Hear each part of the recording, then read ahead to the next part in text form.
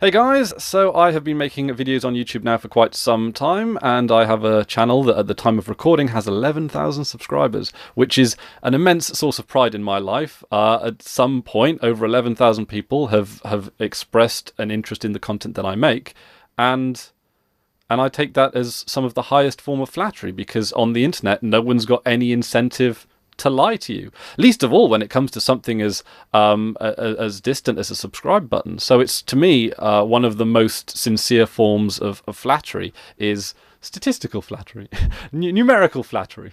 So, you know, flattery that can be measured in increments. I don't know. So I am I'm very flattered by the kind of attention that this channel's got and that it's getting, and I'm really quite happy with it. So today I'm going to share some knowledge that I've picked up over the years, which I feel has been helpful in bringing this channel where it is, and hopefully some of you guys might be able to make use of it, or failing that, at least you might sort of understand my mentality when it comes to looking at this channel and working on this channel.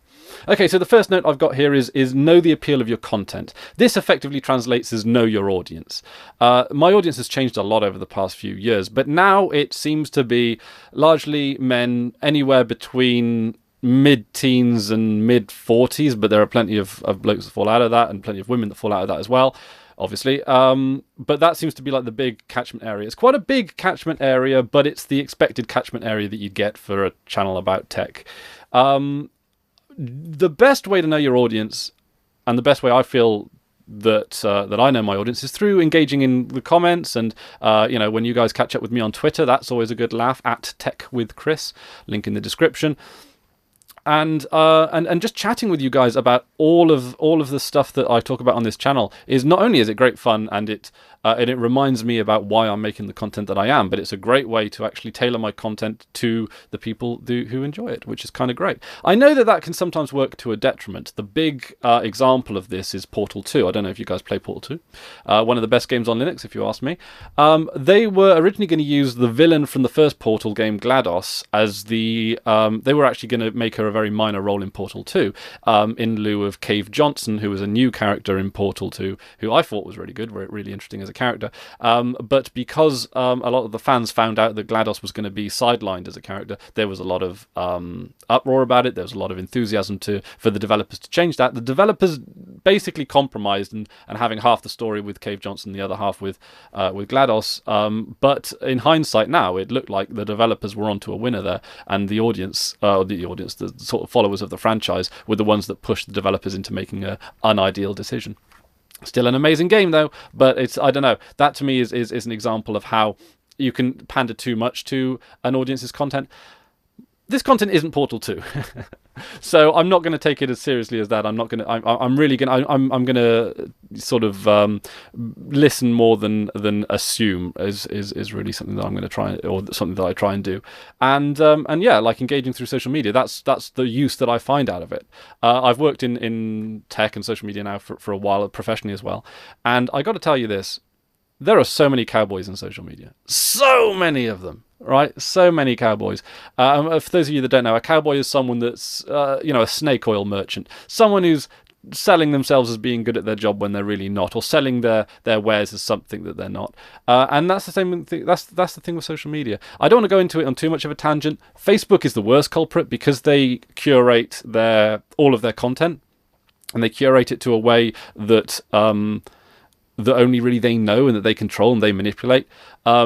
Putting any kind of social media strategy behind Facebook is going to be is one that I would advise against for any small business, because Facebook use that as a way of leaking a lot of businesses for money, and a lot of the time it's small businesses that are ushered into it by social media consultants. And I think a lot of social media consultants think that they're really good at their job because they get lots of people onto social media, but I have seen it return very little financial return on actual businesses, because people don't want to follow their DIY store on Twitter and stuff like that, but they'll pay someone £200 a day to tell them otherwise, and that's the story of. I'm not saying that all social media consultants are like that, but I've attended a fair number of social media things, and it's not I wouldn't, you know, I would really think for yourself rather than hire someone to do your thinking for you in terms of social media, because there's so many mistakes made, and there are so many people that don't sort of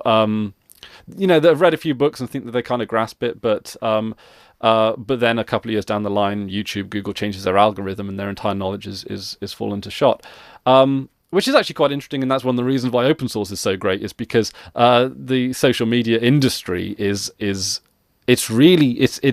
an industry built not on industry knowledge, but on the knowledge of how to use other people's products, and that's something that which I know open source steers away from and Linux steers away from. Thank God.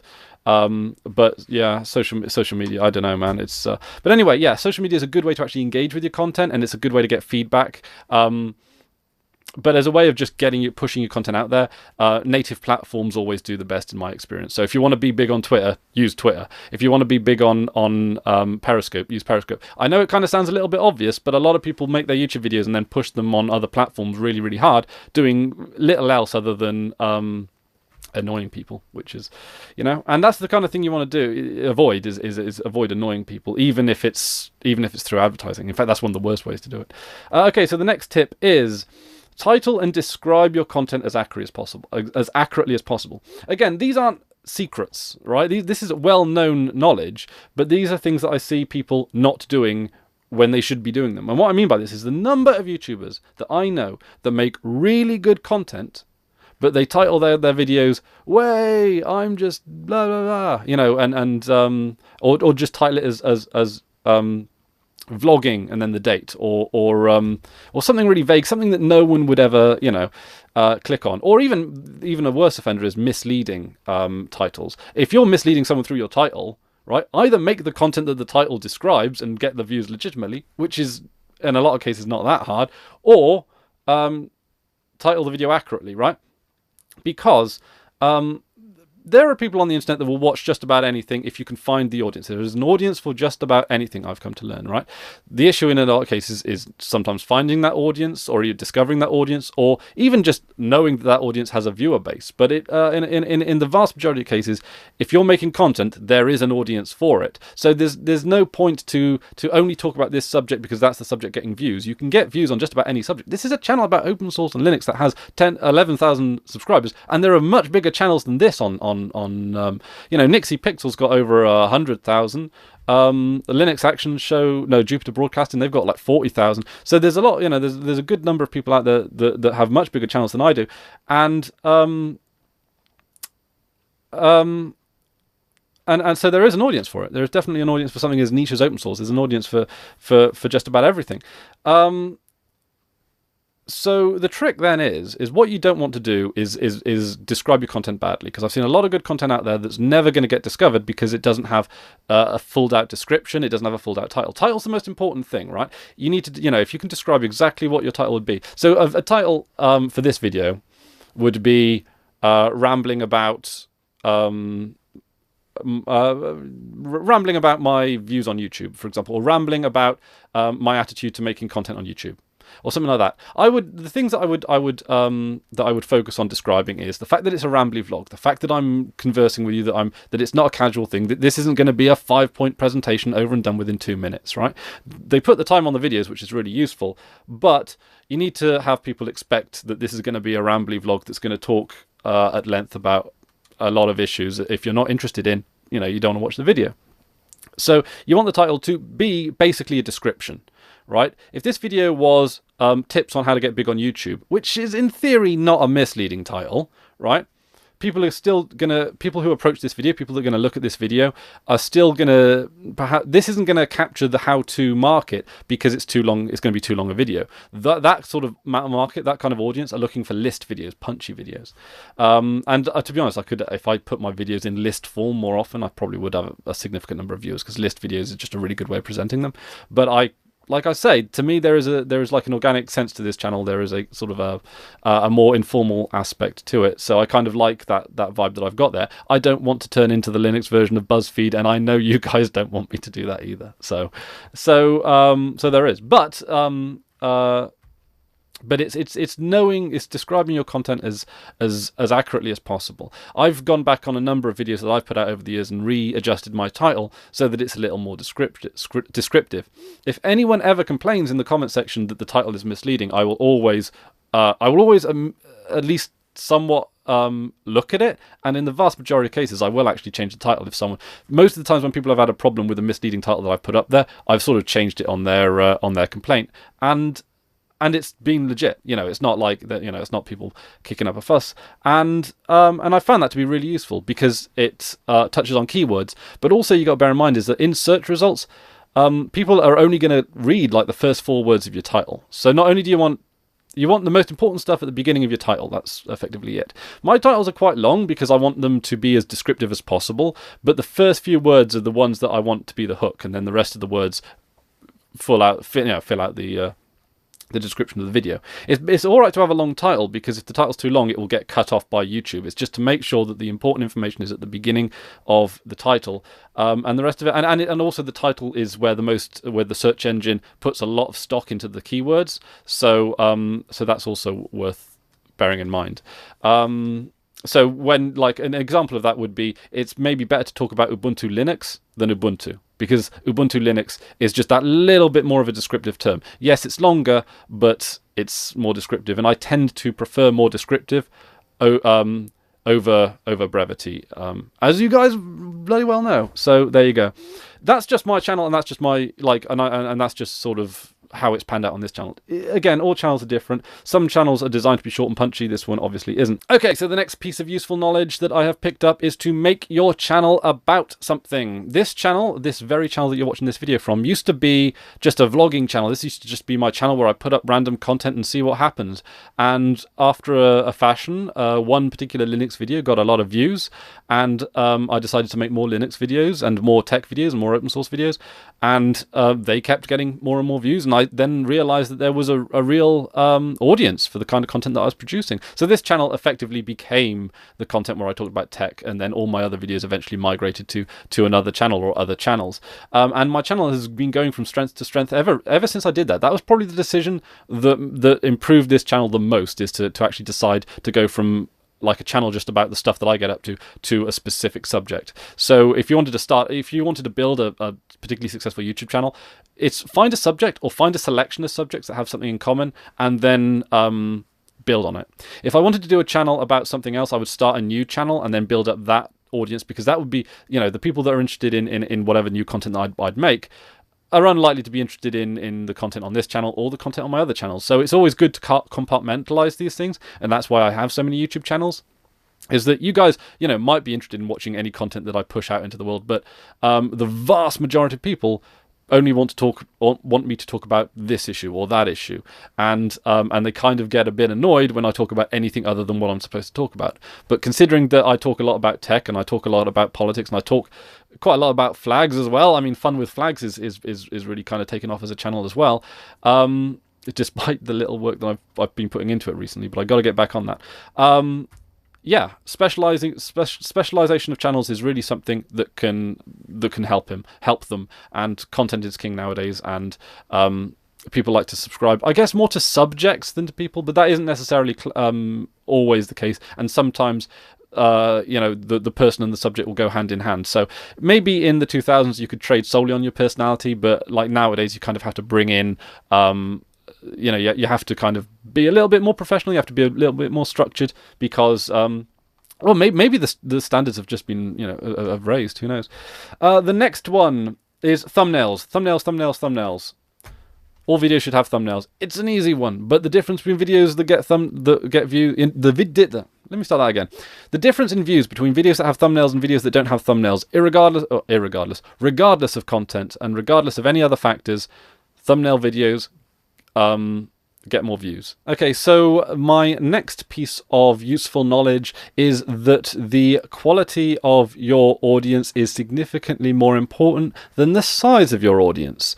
This is something that took me a while to learn, but it's something that I really value as a piece of knowledge, because, and I'm really glad that I know this now, because having a small audience that engages with your content on the same level that you do, and in the case of this channel, a lot of you guys sort of use the content, use the software that we talk about. Some of you might even develop some of the software that we talk about, and I think that's a brilliant way to use social media to bring to engage with the community and to enjoy the the fruits that open source offer, and that to me will infinitely trump any large audience that just follow the latest craze or that will buy the next shiny thing that you dangle in front of them.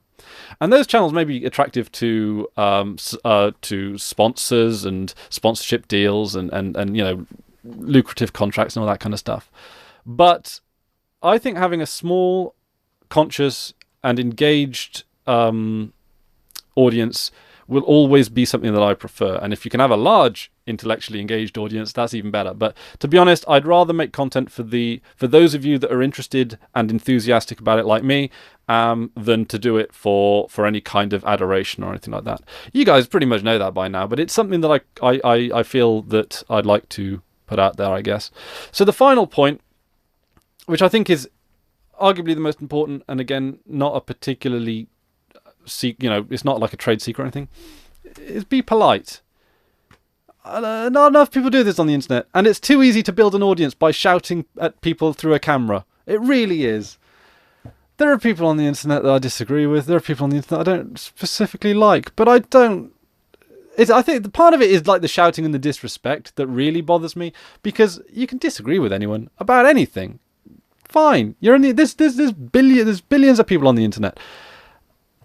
You're going to disagree with some of them, and you're going to agree with some of them. Some of them are going to be assholes, but you don't need to have a temper tantrum over it. And there is a lot of YouTubers, there's a lot of people on all forms of social media that get an audience, that get a subscriber base, and they get them all angry and they get them all they get them all riled up and offended and angry at some kind of injustice in whatever niche of interests that they seem to have. And it just seems to be all too easy to get people into a fit of rage these days, that I think those that can just need to step back and just treat people as human beings, because regardless of who the other person is, you're not going to endear them to any part of your intellect or reasoning by being angry at them. What you're really doing is just galvanizing outrage on your side to use effectively at your whim, which is what a lot of social media people do. And it's, to me, a great abuse of power. And it's something that I don't want any part of. And I think that the best way to bring about a culture that we want to see is just be nice to each other, for fuck's sake. And it helps. And it really does help, because you can then start having constructive conversations, and then you can start learning, right? But I think sometimes there's a lot of ego in it, I guess. So maybe that secret tip to finish off with: just don't let your ego get in the way of something that you love. Because, to be honest, I've made a conscious effort to be as polite as I can, and to try and sort of give people the benefit of the doubt. And it doesn't, it hasn't come back to bite me yet. That's all I can say. And that I've actually found that that it's all right. It's just treat people with respect is all. But to be honest, guys, I'm preaching to the converted. You guys see the same problems that I do, and you guys probably approve of the same kind of remedies. But I think it's just the world, isn't it? So anyway, guys, thank you for listening to me ramble on. I've actually got to go back and edit this video now, because I've gone off on a few tangents which aren't going to make the final cut. But thank you very much for watching. If you do want to see me check out some other stuff, like I do a lot of videos, like a lot of distro reviews don't make it to the channel, which is one of the big differences that this channel's had over the years. Like back in the day, a couple of years ago, any video that I'd make would make the channel because I've put that much work in it. But then, surprising the number of videos that I actually make and then decide to scrap at the last moment, because they're either not good enough, or I feel that I'm being too harsh on a distro, or something's changed in some like I've made the video and then I've read the EULA or or like there's been a problem with it or something like that. So the number of videos that get scrapped is quite high, and it's simply just to keep bad information away from you, effectively. But I do talk about the processes and the and a lot of the distros that I don't make into videos on Twitter. So if you want to follow me, it's @TechWithChris. Link, of course, in the description, which I think I might have mentioned earlier. But it's a good way if you want to sort of keep more up to date with some of the stuff that I'm testing out, and if you want to sort of input into the channel there, because if I decide to shelve something and you guys and it's a bad decision, then you guys can convince me otherwise, I guess, on Twitter or something.